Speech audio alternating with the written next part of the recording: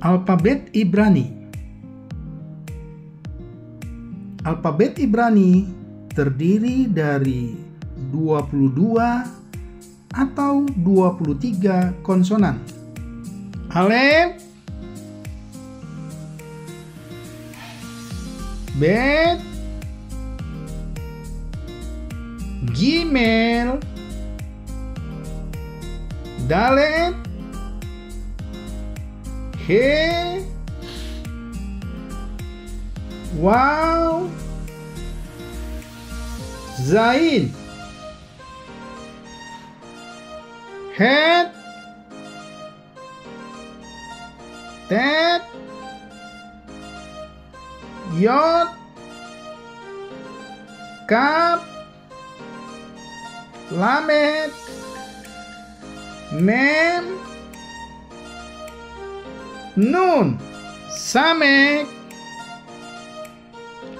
Ain, Pe, Sade, Kop, Res, Sin,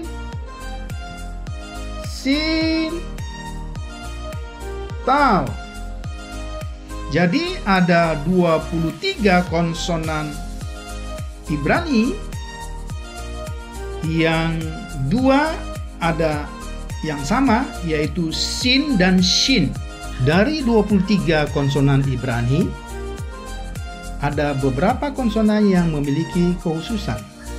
Yang pertama dikenal dengan konsonan Begat Kepat. Konsonan Begat Kepat memiliki dua cara penulisan. Bet dengan dages, bet tanpa dages.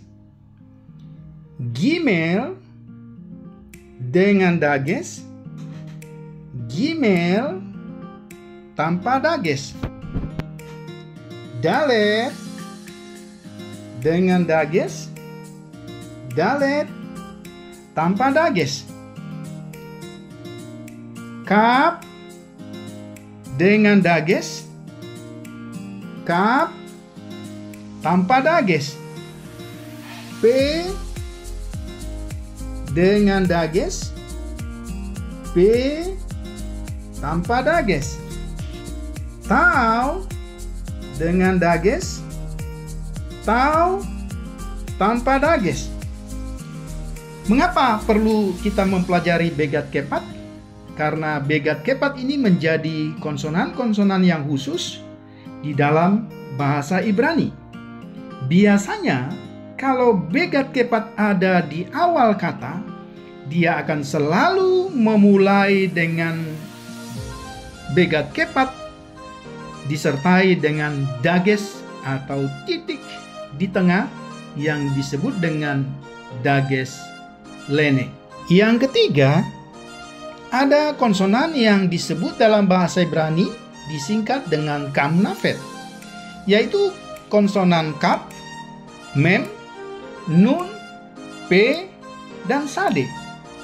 Kamnafet adalah konsonan-konsonan yang mengalami perubahan bentuk jika konsonan tersebut berada di akhir satu kata. Misalnya, konsonan di awal kata dia disebut dengan kaf. Maka konsonan di akhir kata dia disebut dengan kaf final. Kemudian yang kedua, konsonan yang kedua adalah mem. Kalau dia berada di akhir kata, dia disebut dengan mem final. Kemudian yang ketiga, konsonan nun. Ketika dia berada di akhir kata, maka dia disebut jadi nun final dengan perubahan bentuk yang sedemikian. Kemudian yang keempat, konsonan P.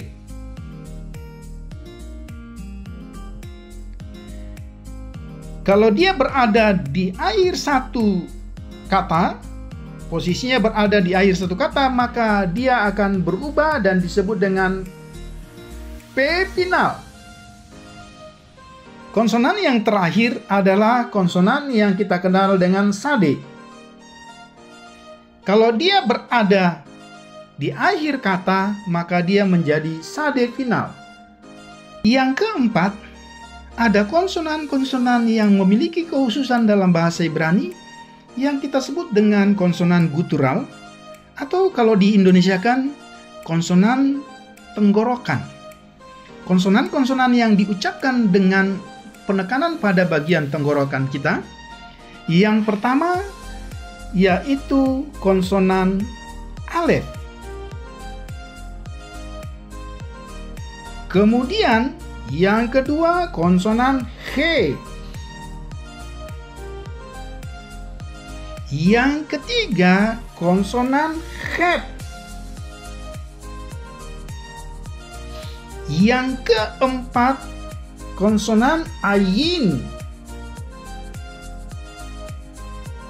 Dan sewaktu-waktu konsonan res juga dapat disebut sebagai konsonan gutural. Mengapa perlu kita menghafal atau mengingat konsonan-konsonan gutural? Karena konsonan-konsonan gutural ini memiliki kekhususan-kekhususan ketika kita belajar bahasa Ibrani. Demikian konsonan-konsonan bahasa Ibrani yang kita bisa pelajari. Terima kasih.